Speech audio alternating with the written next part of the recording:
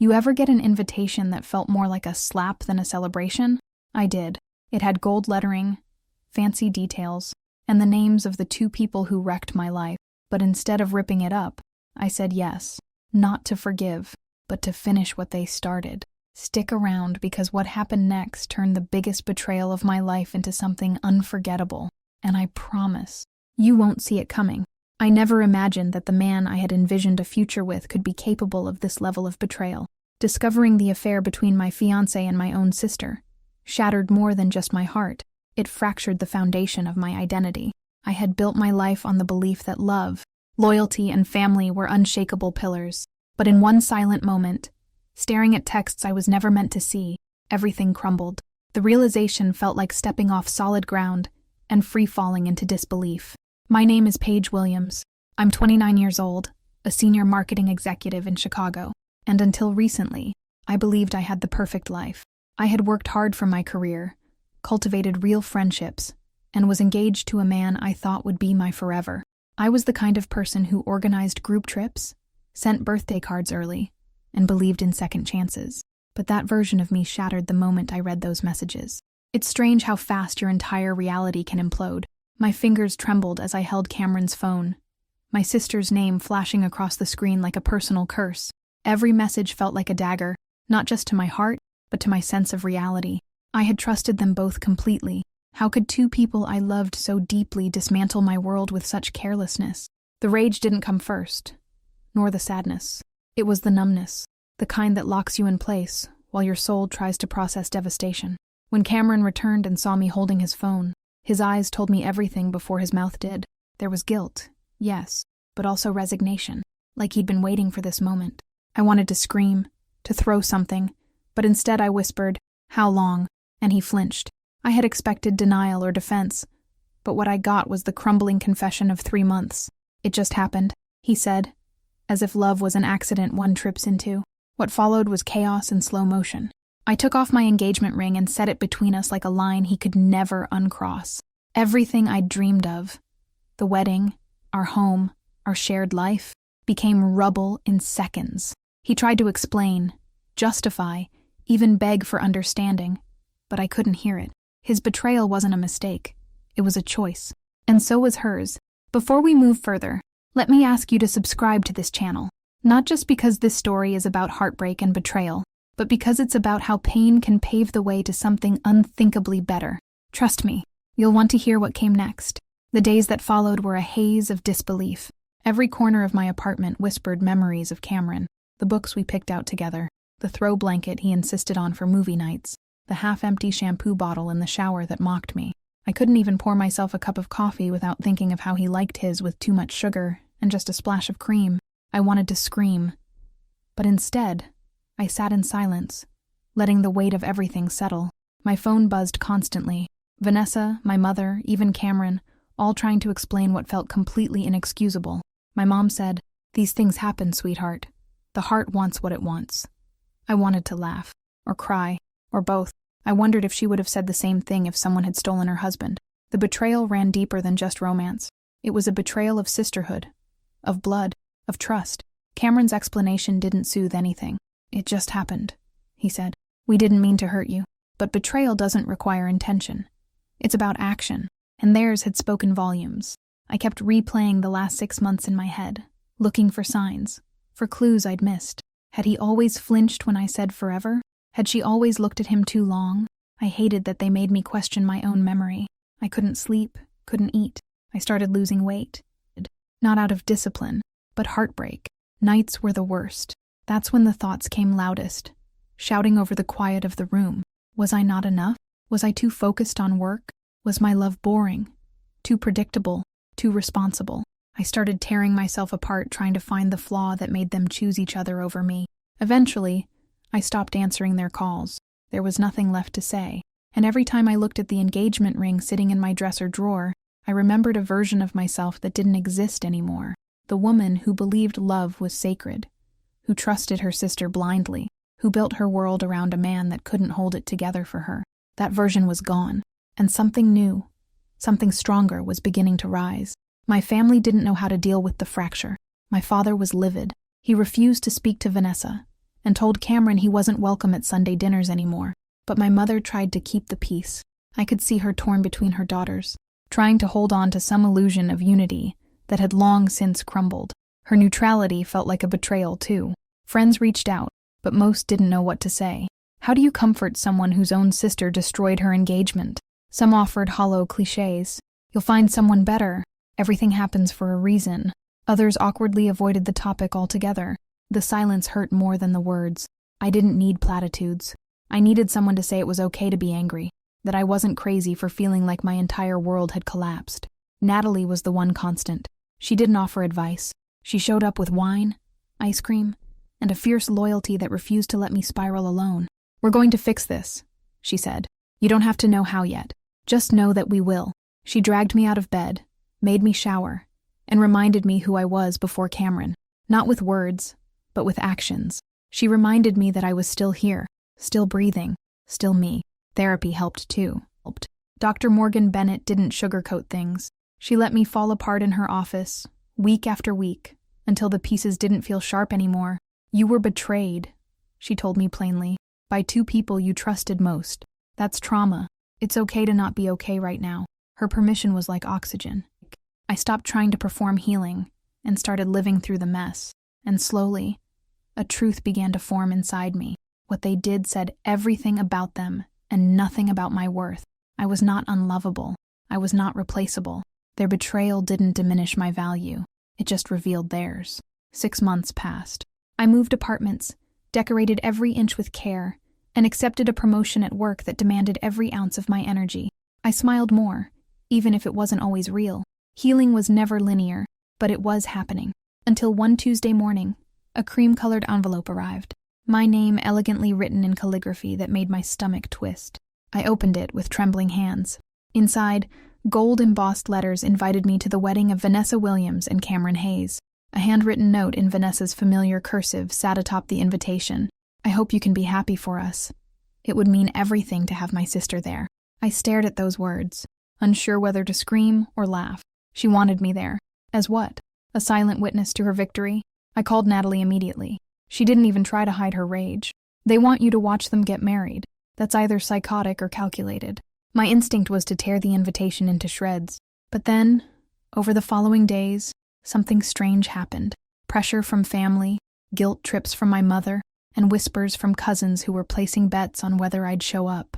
They all thought I wouldn't go, that I'd be too broken, too fragile, too humiliated.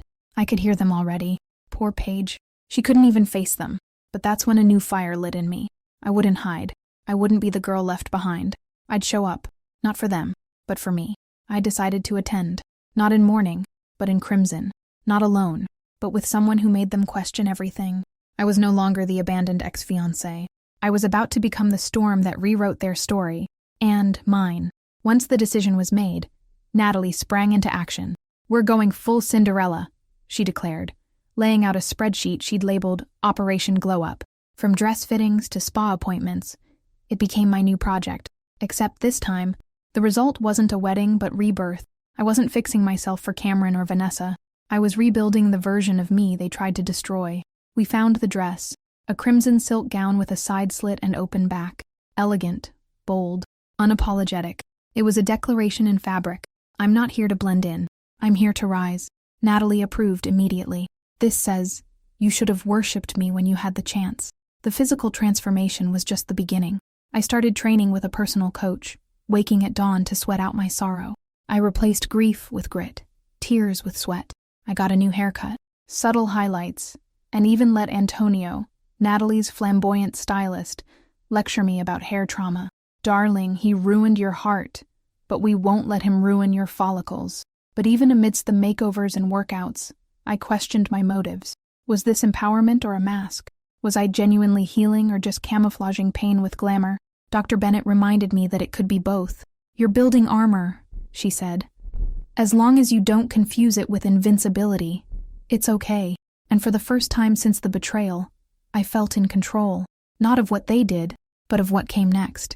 2 weeks before the wedding, I met him, not on a dating app or through a friend, but at a charity gala, of all places. I spilled champagne on his expensive suit. He laughed. I apologized. And we ended up talking for hours. His name was Maxwell Thompson, an architect recently returned to Chicago from London. He was warm, charming, and didn't flinch when I told him the truth about the wedding. Instead, he said, "Take me with you." I blinked, thinking he was joking, but he wasn't. "I'm great at charming parents and making exes jealous," he grinned. "Besides, I'd love another excuse to see you." And just like that, my plan gained a partner, not a prop, not an actor, but a man who saw me, not as someone broken, but becoming. We rehearsed a story, how we met, shared interests, favorite books. It was playful, light, and for the first time, I laughed for real. It wasn't just about revenge anymore. Maxwell made me feel like I was enough without needing to prove anything, and that terrified me in the best way. The wedding was approaching, and I wasn't walking in to ruin anything. I was walking in to reclaim myself. After discovering the truth, I went numb. I couldn't cry, scream, or even move for hours. It was as if my body decided to shut down before my mind could process what just happened. The betrayal didn't just slice into my heart, it shattered the foundation of my world. I'd always known heartbreak hurt, but this was a new kind of pain. I stared at the engagement ring on the table, its sparkle now feeling like a cruel joke. It represented promises that had disintegrated in the space of a few texts. I wanted to throw it, break it, melt it, anything to stop it from reminding me what I'd lost. But I couldn't move. Not yet.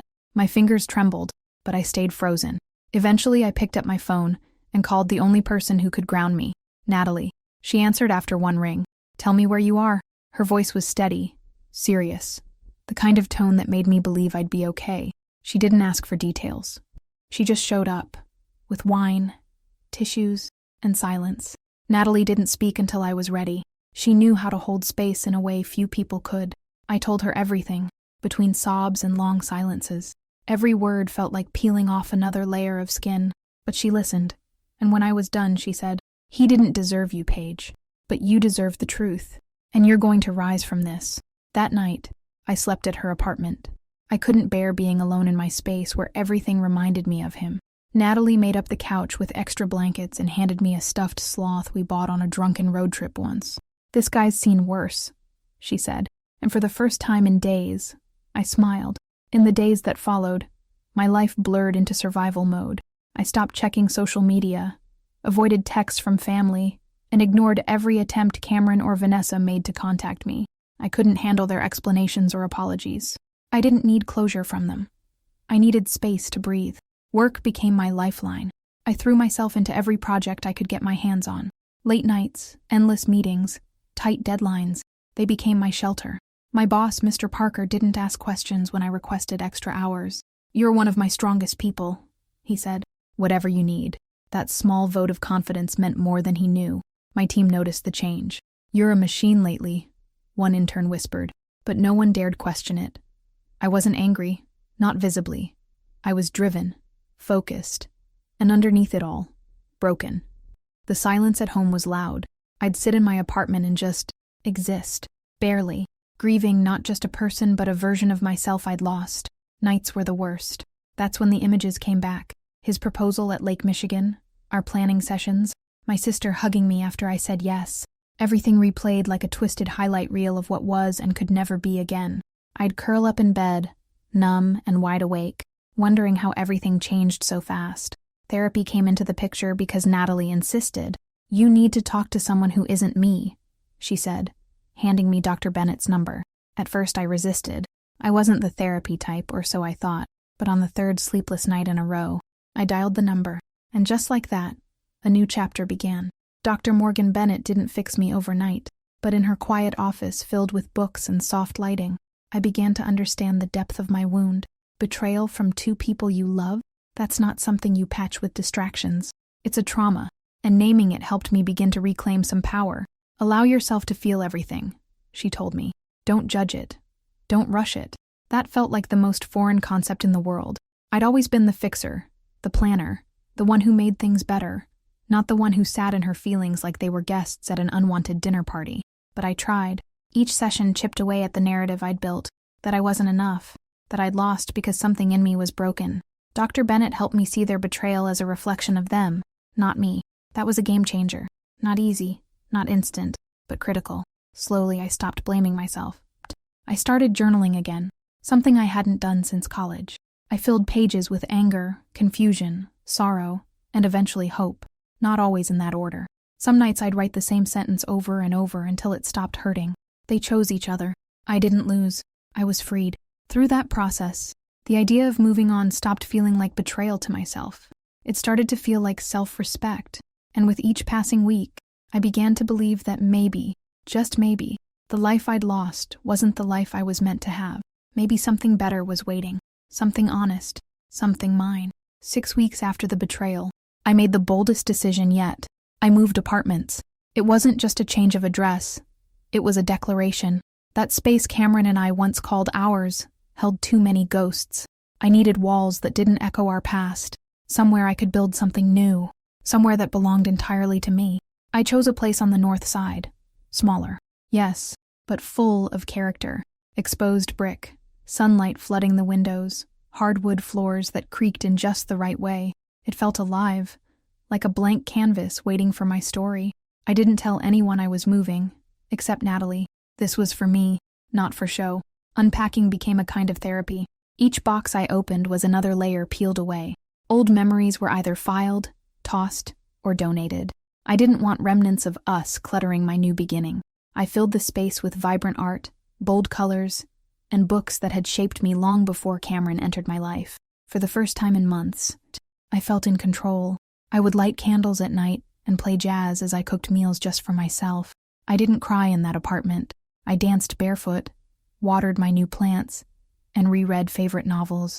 That space, mine alone, became a sanctuary, not from the past, but for the future. One night, while hanging fairy lights over the window, I caught my reflection. No makeup, hair in a messy bun, wearing an oversized hoodie, and I smiled, not because I looked good, but because I looked free. That version of me had been buried under pain and performance for too long. Now she was resurfacing. But healing isn't linear, and as I took steps forward, the world kept pulling me back. The biggest jolt came in the form of a thick cream envelope, hand-addressed in Vanessa's loopy cursive. I didn't even have to open it. I knew. My heart sank. Not because I was surprised, but because I wasn't. Inside, the invitation was as lavish as I imagined. Gold foil lettering, floral borders, every detail chosen with care. Vanessa Williams and Cameron Hayes request the honor of your presence. I almost laughed. It felt surreal. A wedding I was supposed to be the bride at. Now I was a guest. A footnote. Enclosed was a note from Vanessa herself. It would mean everything to have my sister there. I stared at those words for what felt like an hour. They weren't malicious, but they weren't innocent either. That card wasn't just paper. It was a mirror reflecting the gap between who we used to be and who we were now. My hands trembled as I placed the invitation on the kitchen counter. I wasn't sure what hurt more, their audacity or my curiosity. Was I strong enough to attend? Was it masochism or closure? I texted Natalie 3 words. They invited me. Her reply was instant. Don't even think about it. I'm coming over. As we sat in my living room with wine and wide eyes, Natalie said something that changed everything. What if we don't run from this? What if we own it? The idea took root. I could hide. Or I could walk into that wedding, head held high, with a life they couldn't shake. And maybe, just maybe, that would be the moment I truly moved on. So, we made a plan. Operation Glow Up wasn't about revenge. It was about reclamation. I wasn't going to that wedding to make them uncomfortable. I was going to remind myself who I was. Strong, resilient, and whole. Natalie took the lead like a general in high heels, mapping out every detail from dress to mindset. We searched every boutique in Chicago until we found the dress. Crimson silk, open back, tailored to perfection. It didn't whisper for attention. It commanded it. Paired with soft waves in my hair, bold eyeliner, and heels that screamed power, I didn't just look transformed. I felt it. For once, the mirror didn't reflect survival. It reflected strength. The physical changes were just the beginning. Inside, something was shifting. I started saying no more easily. I stopped explaining my choices. I let go of guilt. Natalie noticed it first. You're not dressing up for them anymore, she said one afternoon. You're finally dressing up for you. And she was right. That was when I realized this story wasn't about a stolen fiancé. It was about rediscovery. It was about a woman who lost something she thought she couldn't live without, and realized she never needed it in the first place. I had stopped waiting for apologies, for karma, for justice. I was writing my own ending. If this part of my journey touched you, Take a second to like this video and subscribe for more real stories of heartbreak, healing, and growth. Your support, especially through super thanks below, helps keep this channel alive and lets me bring more voices to the surface. Just click that heart icon below the video marked "Thanks" to show love. Now, let me tell you about the moment I met the man who would change everything. It was supposed to be just another networking event. My company had sponsored a table at a charity gala, and as the senior marketing executive, I was expected to smile, nod, and sip champagne like I wasn't exhausted. I almost canceled, but something told me to go. Dressed in a sleek black cocktail dress, I felt invisible in a sea of wealthy donors and forced laughter. I was halfway through a glass of overpriced Prosecco when I bumped into him, literally. I turned, flustered, to apologize and found myself face to face with someone tall, effortlessly handsome, and now dripping champagne. "This suit needed to lighten up anyway," he said with a crooked smile. I laughed, embarrassed, and offered napkins. That's how I met Maxwell Thompson. There was something instantly disarming about him. He didn't lead with ego or small talk.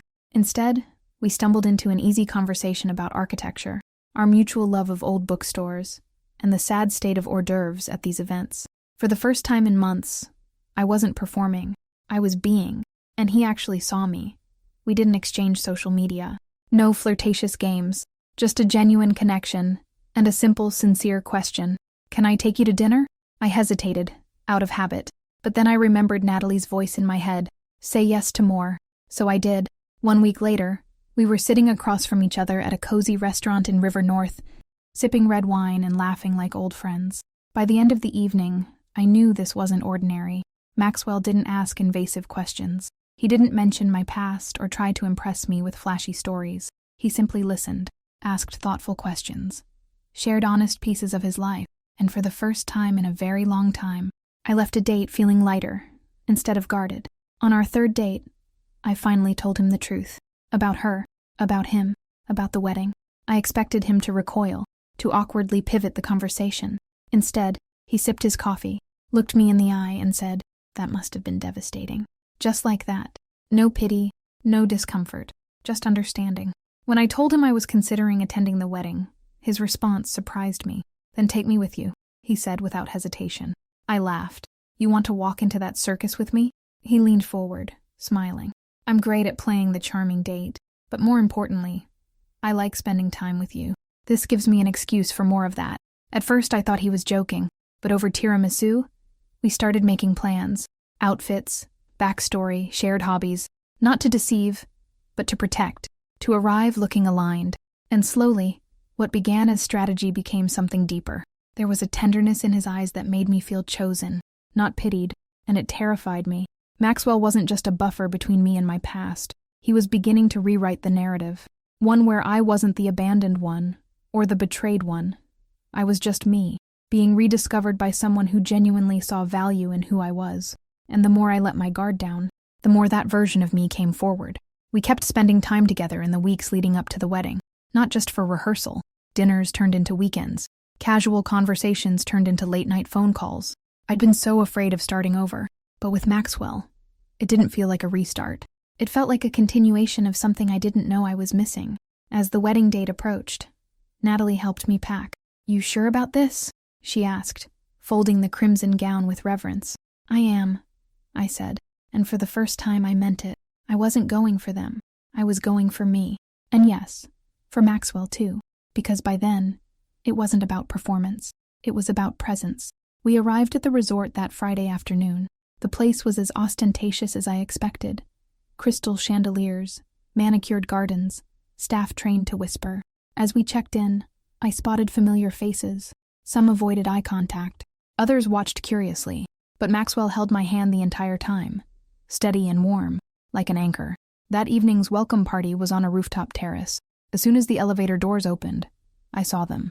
Vanessa in white, Cameron in navy, laughing, smiling, surrounded, until they noticed us. And then, stillness. Eyes followed us as we walked in.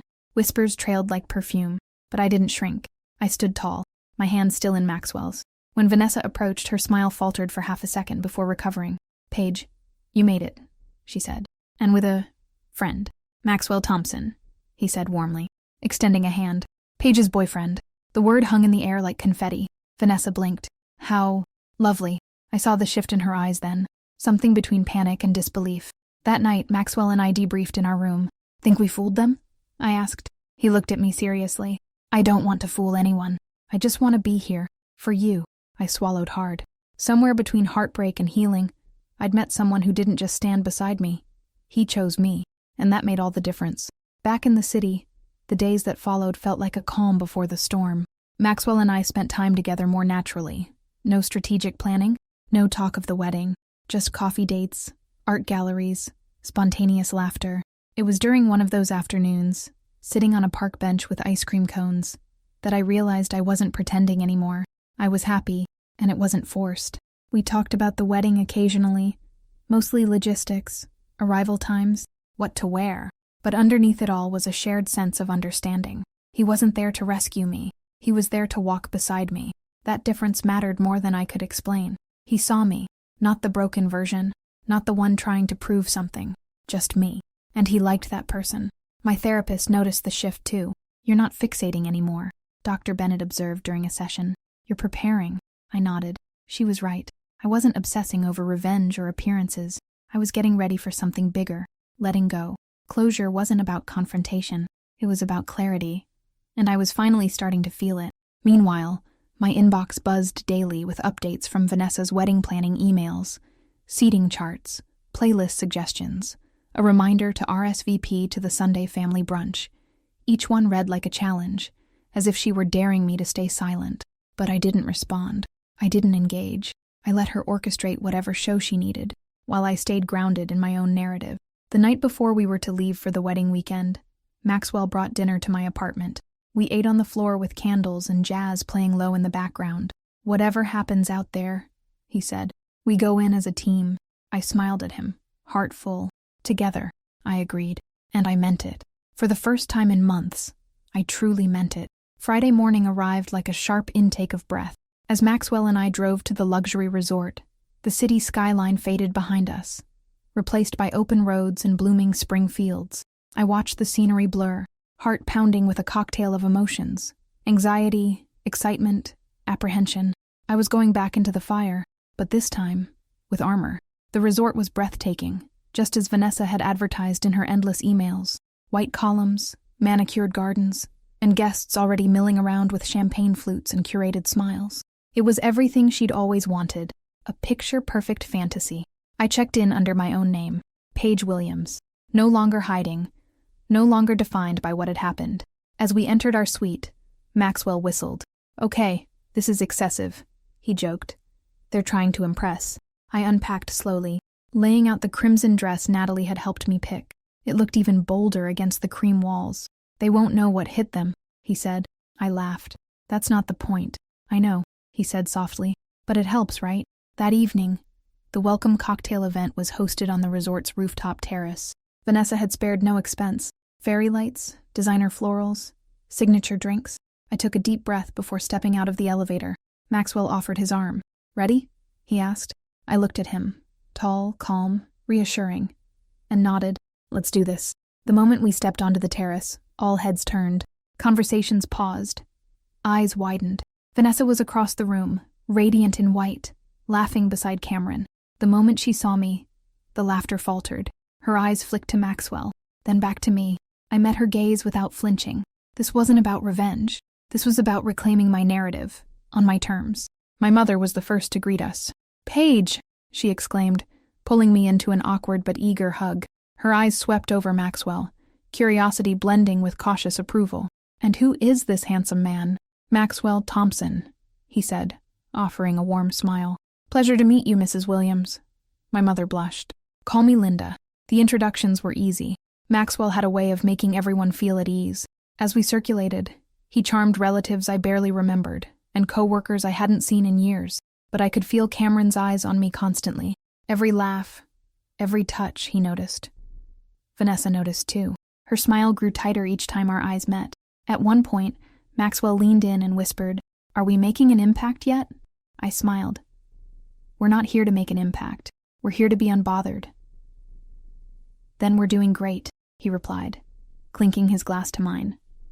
but even as I sipped the champagne, I felt the layers peeling back, nerves, anger, grief, all melting into something lighter. The night ended with fireworks over the lake. Everyone oohed and awed at the perfect display. I stood beside Maxwell, watching the sparks fall like confetti across the water. He wrapped an arm around me and I leaned into him. For the first time, I didn't feel like a supporting character in someone else's story. I felt centered, present, real. As we walked back to our suite, he asked, "You okay?" I nodded. "I think so. Today, it wasn't as hard as I thought." "That's because you're not the same woman who opened that invitation weeks ago." He was right. I wasn't. That woman was searching for strength. This one had already found it. The rehearsal dinner the next evening was where everything began to crack. Unlike the cocktail reception, this was intimate. Just close family and the wedding party. I wasn't part of either, but I'd been included. Perhaps as some kind of PR move. Vanessa had always loved appearances. As we walked into the private dining room, I could feel the tension before anyone spoke. We were seated directly across from Cameron's parents, who'd always liked me. Too much, perhaps. "Paige, darling," Margaret Hayes said warmly, standing to greet me with a hug. "It's been too long. You look radiant." I thanked her, and introduced Maxwell, who immediately charmed both Margaret and Gerald. I saw their smiles widen with every word he spoke. Cameron noticed. His eyes kept drifting to our side of the room, and every time Maxwell touched my hand or made me laugh, Cameron's jaw twitched slightly. Vanessa, meanwhile, was orchestrating the night like a bride on a reality show. Fake laughter, constant glances, subtle commands to the staff. Her joy felt more like performance art than celebration. When the speeches started, everyone tiptoed around the past like it was broken glass. Cameron's best man made jokes that danced right up to the line. He's always been decisive, except when it comes to which sister's Sunday dinners are better. Nervous laughter. Vanessa raised her glass a little too high, and Cameron's smile never quite reached his eyes.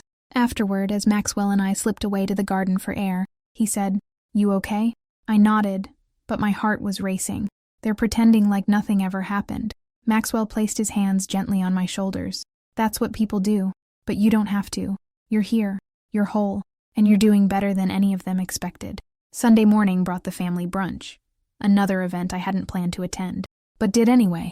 Maxwell and I arrived to find Vanessa sitting stiffly at a table with her bridesmaids, while Cameron's parents waved us over. They'd clearly chosen sides without saying so. "Come sit with us," Margaret insisted.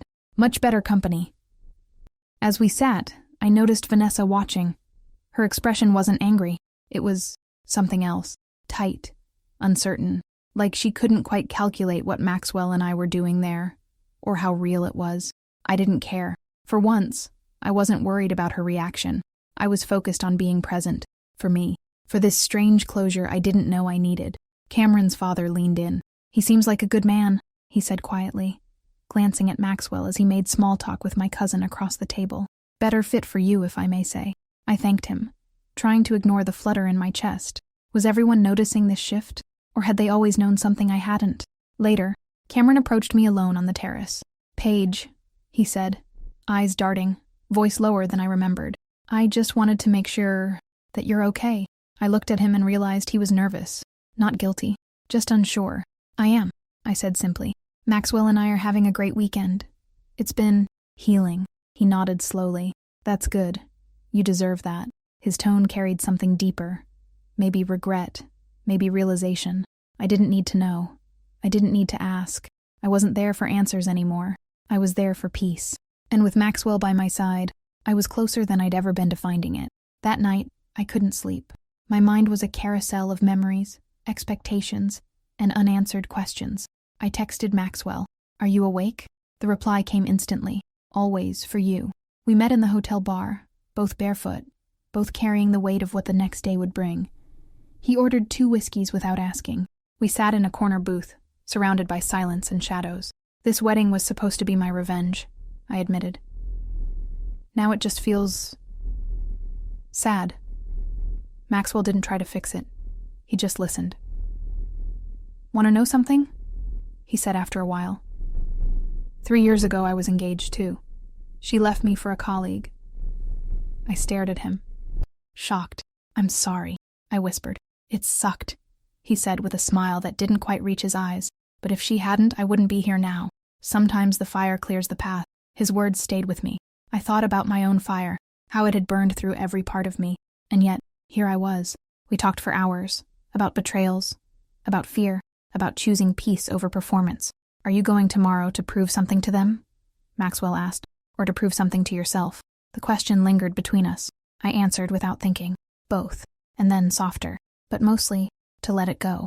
As he walked me back to my room, we paused outside my door. "Whatever happens tomorrow," I said, "thank you for walking into this mess with me." "It's not a mess," Maxwell replied, brushing a strand of hair from my face. "It's your story, and I'm honored to be part of it." His kiss that night wasn't strategy. It was promise.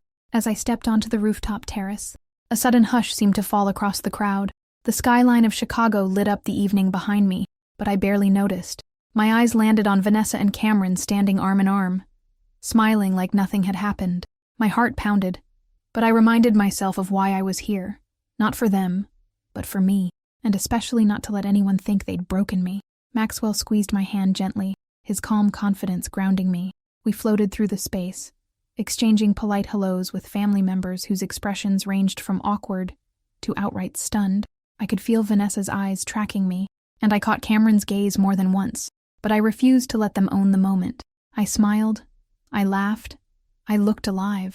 When we reached the bar, my cousin Diana approached, wide-eyed. "You look incredible," she said in a hushed voice. "Everyone's talking about you and that guy. Is he real?" I laughed, sipping champagne. "Very real." She shook her head, clearly impressed.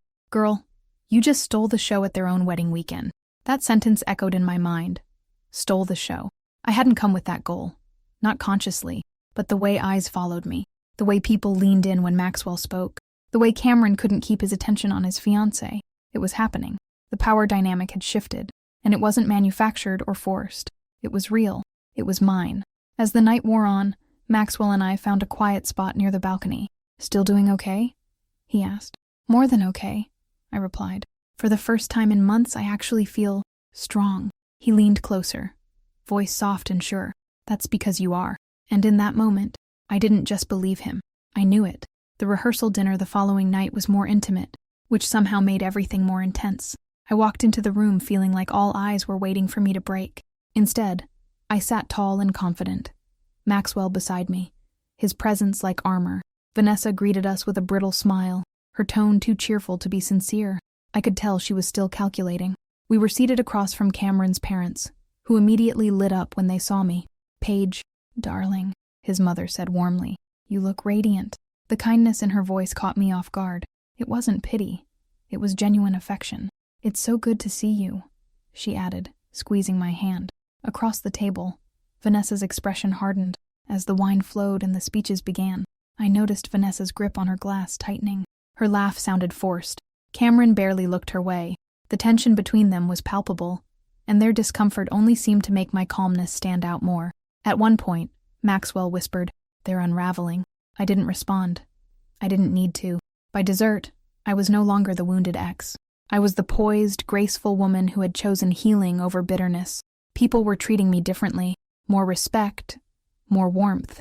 Even Vanessa's bridesmaids, who once avoided my gaze, now offered small smiles and compliments. I wasn't just surviving this weekend. I was reclaiming my story. Maxwell leaned in and kissed my temple as the plates were cleared. "You're doing great," he murmured. "Thank you for letting me be part of this." I turned to him, heart fuller than I expected. "You're not part of this," I said. "You're part of me."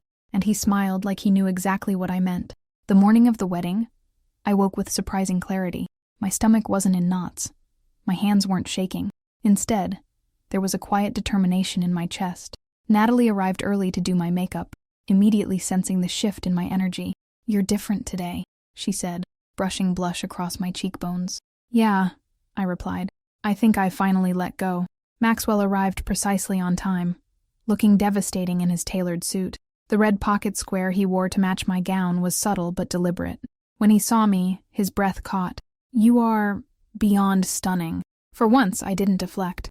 "Thank you," I said, accepting the compliment like a woman who finally saw her worth. We arrived at the ceremony just as the guests were being seated. Heads turned, murmurs followed. Even without trying, we were stealing focus. Vanessa was already at the altar, and for a moment, our eyes met. Hers were unreadable. Anger, jealousy, maybe regret. But mine were calm, composed. I gave her the smallest nod, not of approval, but of peace. The ceremony passed in a blur. White petals, soft music, tightly written vows. I watched Cameron say "I do" to my sister with a kind of detachment I didn't expect. There was no pang, no longing, just an odd sense of witnessing a different life, a life that no longer belonged to me. I wasn't part of their story anymore. As the applause began and the couple kissed, Maxwell took my hand. "You okay?" he whispered. I smiled. "I am." And for the first time in a long time, I wasn't lying. The cocktail hour began with clinking glasses and soft string music, but I felt like I was floating above it all. Vanessa and Cameron made their way around the guests, accepting congratulations with perfectly curated smiles. I stood near a terrace heater with Maxwell, sipping champagne and letting the cool breeze wash over my thoughts. It was surreal to be here, standing in this version of my past. But strangely, I didn't feel out of place. I felt powerful. People began approaching, offering words I didn't expect. "You look incredible," one of Cameron's old co-workers said. He must be regretting everything. I gave only a polite smile in return, unwilling to feed any gossip.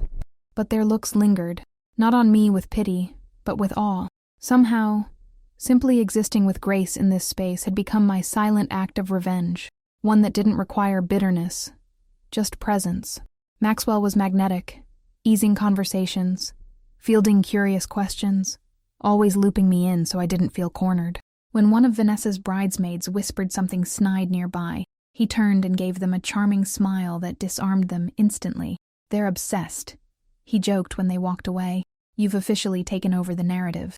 I laughed, not because it was flattering, but because it felt true. The story had changed. The most unexpected moment came when Trevor, Cameron's best friend, quietly pulled me aside. "I owe you an apology," he said, not looking me in the eye. "I knew about them before you did. I should have told you. I was caught off guard." "It wasn't your responsibility," I replied, though my voice cracked slightly. Still, it meant something. Someone, finally, was acknowledging the silence that allowed the betrayal. As I stepped back into the crowd, I noticed Cameron glancing in my direction again. He looked lost in thought, disconnected from Vanessa's animated conversation. The contrast between their forced joy and my quiet confidence was stark. Maxwell returned with fresh drinks and touched my arm gently. "Let's stay for dinner," he said, and then disappear before the bouquet toss. I nodded. That sounded perfect. The reception hall glittered with chandeliers and fairy lights, casting everything in a warm glow. As Maxwell and I entered, people turned again, not because I demanded attention, but because something about us together spoke louder than any confrontation ever could. We were seated with my parents, my aunt and uncle, and to my surprise, Cameron's parents as well. The arrangement didn't feel accidental. Cameron's mother leaned in close during the first course. "You were always meant for great things, Paige," she said softly. "Don't let anyone tell you otherwise." Her words touched something deep in me. These people had once envisioned me as part of their family. Now they were seeing me in a different light, not just as their son's ex, but as someone who had endured with grace, and I wasn't hiding from that. As the speeches began, I felt the usual nerves start to build. Maxwell reached under the table, giving my hand a reassuring squeeze. The best man made jokes. The maid of honor cried through her toast. But then Vanessa rose unexpectedly, a microphone in hand. "I want to say something too," she said, voice thick with wine and emotion. My heart thudded as the room quieted. Her speech was laced with passive aggression. "Sometimes," she said, looking right at me. People settle before they realize who they're really meant to be with. The subtext hit like a slap. My fingers tightened around my champagne glass, but I didn't react. Not externally. But Maxwell? He stood, calm, intentional, glass in hand, and the room turned toward him as if sensing something seismic was about to happen. "I'd like to say something as well," he said, his voice clear and confident. "Marriage is sacred, and grace is rare. Paige came here today not to make a scene, but to support her sister." He glanced toward Vanessa, then back to me. "I haven't known Paige long, but I've known enough. She's not anyone's second choice. She's the upgrade." The crowd broke into stunned applause. And just like that, Vanessa's narrative unraveled. After Maxwell's toast, the atmosphere shifted. Conversations buzzed with renewed energy, and the weight of Vanessa's thinly veiled jab evaporated. Guests who had been unsure where to direct their loyalty now gravitated toward our table. They wanted to know about Maxwell, about us, about how I had managed to move on with such strength. I answered graciously, keeping my tone light but intentional. Vanessa and Cameron returned to their seats at the head table, both visibly flustered. I noticed Vanessa gripping her bouquet so tightly the stems bent. Cameron barely touched his food. Meanwhile, Maxwell was laughing with my father and charming my aunt. He wasn't performing. He was just being his genuine self, and that authenticity only made me fall harder. I excused myself briefly, needing a moment to breathe. In the hallway near the restrooms, I stared at my reflection in the ornate mirror. The woman looking back at me wasn't the same woman who'd found those texts 6 months ago. She wasn't broken anymore. She was whole, not because she'd won, but because she'd stopped needing to prove anything to anyone, not even herself. When I stepped back into the ballroom, Vanessa was approaching me. Her smile was too tight, her steps too quick. "Can we talk?" she asked, pulling me toward the side. I didn't resist. "What your boyfriend said, it was uncalled for," she snapped. "He humiliated me at my own wedding." I looked her in the eye. "You started it," I replied. "Maxwell just finished it," with dignity. "Something you might want to try." She didn't reply, just stared at me, eyes brimming with frustration, and something that might have been regret. "You really love him?" she finally asked. The question caught me off guard. "Yes," I said honestly, "and I think he loves me too." She turned and walked away, leaving behind the silence of a sisterhood too fractured to mend, at least not tonight. Dinner was winding down, and the band had begun to play their first slow set. Maxwell offered his hand, and I let him guide me to the dance floor, aware of the dozens of eyes that followed us. It wasn't performative. We weren't spinning or showing off. We just moved slowly, in sync, his hand at the small of my back, my cheek near his shoulder. It was peaceful, real, and somehow more powerful than any confrontation. As we swayed, he whispered, "You're incredible. You know that?" I smiled, my heart quiet but full. There were no walls between us in that moment, no roles to perform, just two people standing in the wreckage of something broken, building something new. Every step we took together was another moment I left the past behind. I wasn't just healing, I was evolving. Vanessa and Cameron joined the dance floor moments later. From the corner of my eye, I watched them struggle through their first steps. There was no rhythm between them. Cameron kept glancing around the room, distracted. Vanessa's smile faltered each time she caught him looking. The tension was visible, palpable even, and suddenly, I didn't feel triumphant. I felt released, that life wasn't mine anymore, and I was glad. When the song ended, Maxwell kissed my forehead, and we made our way back to our table. People congratulated us, not for anything in particular, but for existing with such undeniable energy. "You two just look right together," someone said, and for the first time in a long while, I believed it. Not because I needed someone to believe it for me, but because I knew what wrong had felt like. This was nothing like that. Cameron stopped by as we were sitting down. "You really care about him," he said quietly, more an observation than a question. "I do," I said, meeting his eyes, "and I don't regret coming here. Not anymore." He nodded slowly, and for the first time, I saw a flicker of genuine understanding in his expression, maybe even remorse, but that was his burden now, not mine. Later in the evening, I slipped away from the crowd and found myself on the outdoor balcony overlooking the resort's gardens. The air was cool and still, carrying with it the scent of roses and lavender. I leaned against the railing, letting the silence settle in my chest. It was the first true quiet I'd had all day. My thoughts weren't racing. My emotions weren't crashing. I felt peace. Maxwell joined me moments later, wrapping his jacket around my shoulders without a word. "You look like you needed air," he said softly. "Or an escape plan." I smiled. "I think I'm done needing to escape." We stood in silence for a while, just listening to the night.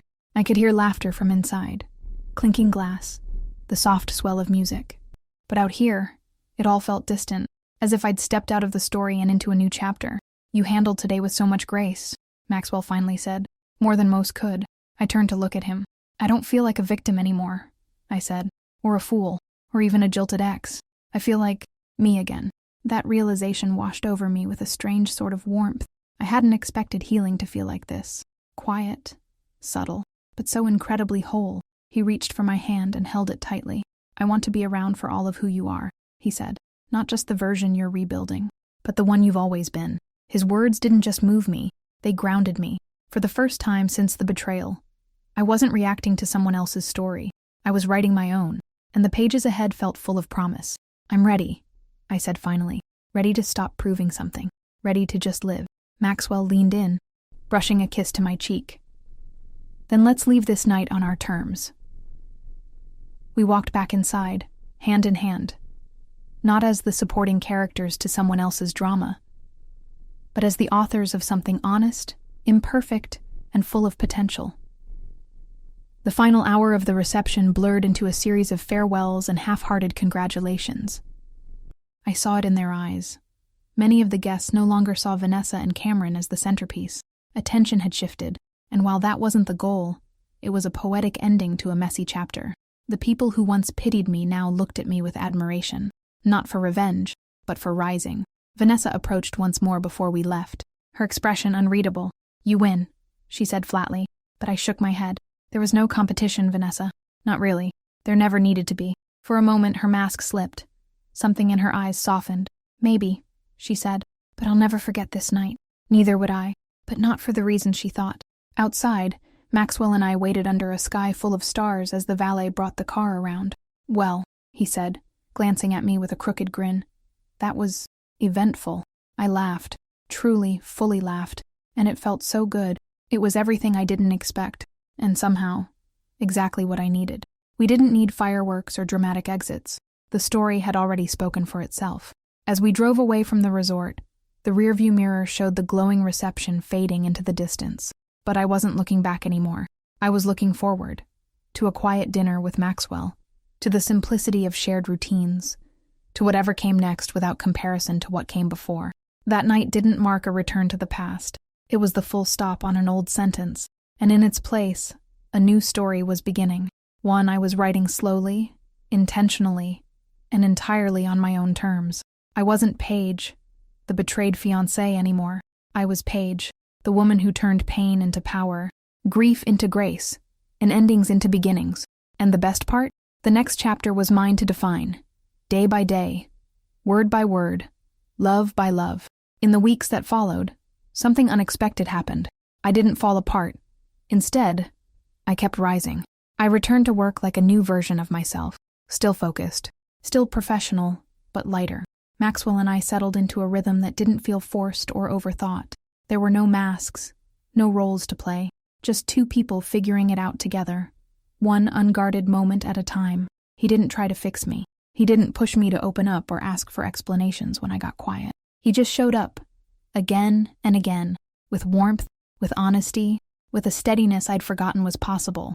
Every morning coffee, every lazy Sunday, every random deep conversation reminded me that love isn't supposed to feel like a test.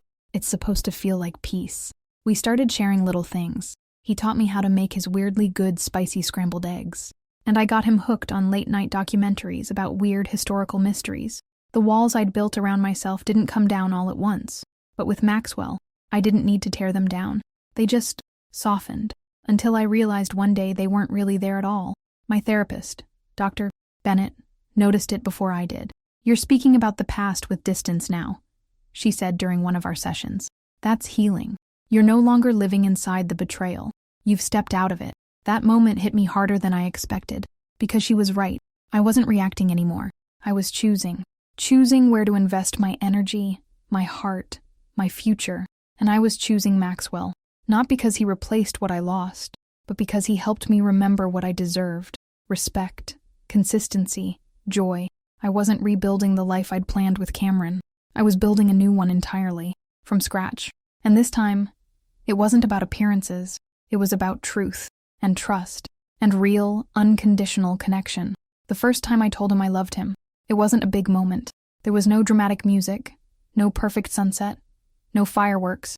We were sitting on the floor of his living room, eating takeout straight from the containers, arguing about whether or not Die Hard was a Christmas movie. He made some ridiculous point and laughed so hard he snorted, and I just felt it. The words came out before I had time to censor them. "I love you," I said, mid-laugh, chopsticks in hand, and then froze. He stopped too, his eyes locking with mine. "You what?" he said, but softly, like he already knew. "I love you," I repeated, slower now. "You don't have to say it back. I just needed you to know." He didn't hesitate. "Paige, I've been waiting for the right moment." He crawled closer, took the box of noodles out of my hand, and kissed me like we were in our own little movie. "I love you too," he whispered against my mouth. "Have for a while." It didn't feel like a milestone. It felt like confirmation, like our hearts were just catching up to what we'd already been living. No fear, no hesitation, just truth. That night, as we curled up on the couch in comfortable silence, I realized something profound. Love that's real doesn't come with conditions. It doesn't keep score or require proving. It just is. With Maxwell, there was no need to perform, no need to impress. I could be quiet, I could be loud, I could be messy and unsure and radiant and brave, and he'd still choose me, every version. I think that's when I stopped needing closure from the past. Not because it didn't matter, but because it no longer had power over me. My life wasn't defined by betrayal anymore. It was being rewritten in laughter, in trust, in nights like this one, ordinary but unforgettable. And for the first time in what felt like forever, I wasn't afraid of what came next. A few months later, my mother invited me to a family dinner, one where Vanessa and Cameron would also be present. I hesitated for days, turning the invitation over in my mind like it might reveal the right answer if I stared at it long enough. Maxwell offered to come with me, but I knew I had to face this one alone. Not for them, for me. I walked into that dinner not as a symbol of strength or grace, but as myself, fully human, still healing, but whole. Vanessa was quieter than usual, more subdued. Cameron seemed drained, like life had aged him quickly. They were polite, even kind, but the spark between them, the one they'd betrayed me for, was nowhere to be found. It felt like watching a story I'd once auditioned for, but was now glad I hadn't been cast in. We spoke civilly over appetizers, nothing deep, nothing forced, just basic family conversation. And strangely, it didn't hurt. It didn't feel like defeat or victory. It just felt neutral. I was no longer trying to prove anything. I didn't need to. Their marriage was no longer a threat to my self-worth. It was simply theirs to navigate. After dinner, Vanessa pulled me aside in the kitchen. She didn't apologize, not directly, but she looked me in the eye and said, "Marriage is harder than I thought." It wasn't much, but it was something. A breadcrumb of truth in a sea of masks. I didn't gloat. I didn't judge. I just nodded and said, "I hope you figure it out," because I meant it. Walking away that night, I didn't feel powerful. I felt peaceful, like a full circle had closed without anyone needing to announce it. My journey with them had ended not with a bang, but with a quiet goodbye wrapped in growth. And for me, that was more satisfying than any dramatic revenge ever could have been. Maxwell and I kept growing, side by side, step by step, without rushing. There were no big declarations on social media, no urgency to check relationship boxes, just presence. Real, daily presence. He made space for me to feel everything, and never tried to shape my healing into something more comfortable. That kind of love. It anchors you. One Saturday morning, I found myself watching him from across the kitchen as he fumbled with pancake batter, humming off-key to an old Motown song, and it hit me with a gentle force. This is what safety feels like. Not adrenaline, not drama, just ease. My heart didn't race with anxiety anymore.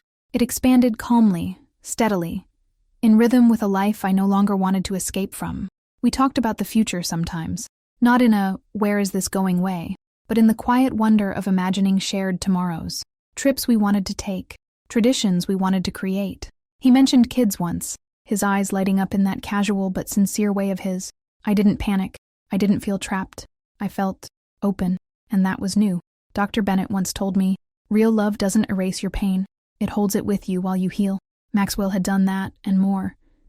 He gave my pain a place to rest so it didn't have to run my life. He didn't replace the parts of me that had been hurt. He respected them, held them gently, let them breathe. And somewhere in that breath, I found a new version of myself. Not Paige, the betrayed fiancé. Not Paige, the sister overshadowed. Just Paige, the woman who had learned to love herself again.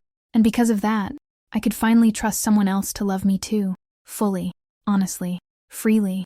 A few months later, my parents celebrated their 35th wedding anniversary with a garden party in their backyard. Maxwell was invited, of course, and he charmed every relative in a 50-foot radius within the first 10 minutes. My father, who had been skeptical of anyone I dated since Cameron, pulled him aside and came back with misty eyes. "He's the real deal," he whispered to me. "You did good, pumpkin." The evening was filled with speeches, laughter, and old photos strung on twinkling lights. Somewhere between the second round of toasts and a cousin's poorly timed karaoke performance, Maxwell stood beside me, slipping his hand into mine with a small velvet box hidden in his palm.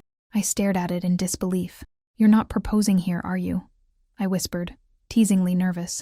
He laughed, shaking his head. "No public proposals, I promise. Just something small, just for you." Inside the box was a ring, vintage-inspired, with a deep sapphire at its center, surrounded by delicate diamonds.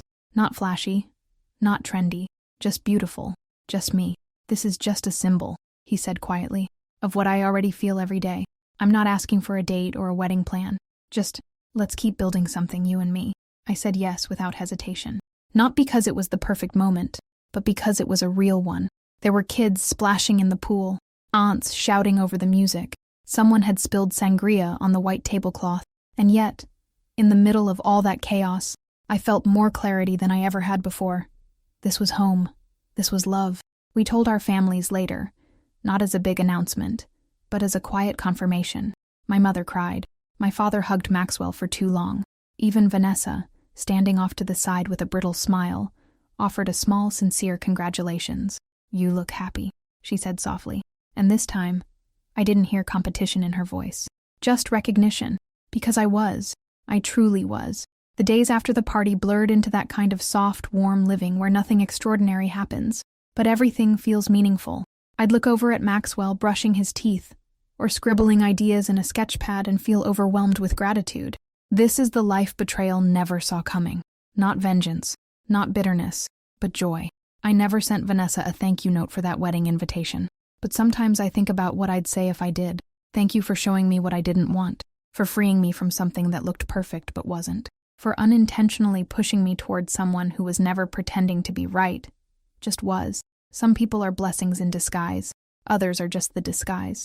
I started writing again, something I hadn't done since before the engagement ended.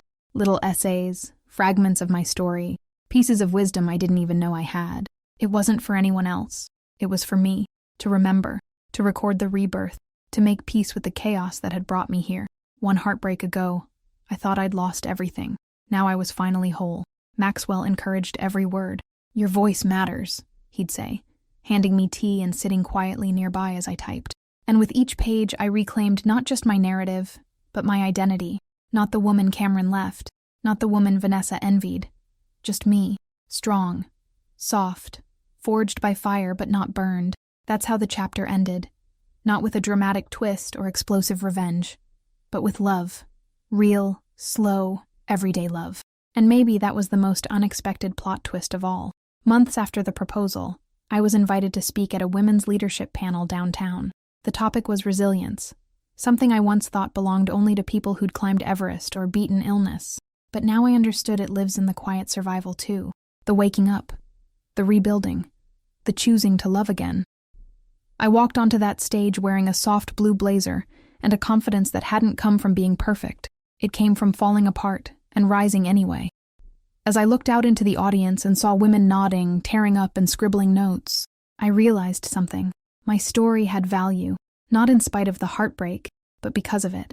I didn't talk about Vanessa by name.